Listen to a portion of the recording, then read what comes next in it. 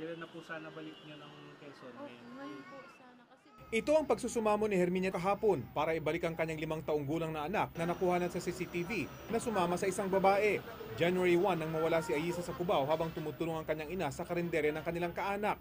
Nang i-review ang CCTV sa lugar, nakita ang babaeng ito nakasakasama si Aiza. Sa kaibigan pala ng suspect sa bagong silang Caloocan, dinala ang bata. Noon pa lang nagduda na ang kaibigan sa kwento sa kanya ng suspect na kinilala niyang si Amalia Bonete. Ang kwento niya, ibinigay daw sa kanya ng nanay yung bata. Ang inisyal na duda, napatunayan nila nang mapanood sa GMA News ang balita tungkol sa pagkawalan ni Aiza at ang pakiusap ng kanyang ina. Dito na nagsumbong ang asawa ni Mary Grace sa kanilang kapitbahay na pulis. Nung sinabi sa akin ni Kuya na yung suspect nandun daw sa loob ng bahay nila, agad-agad po na tumawag ako dun sa opisina po namin. Kanina, nabawi ng Caloocan Police si Aiza. Maraming salamat po. Sa presinto, paliwanag ng suspect na tumaging humarap sa kamera.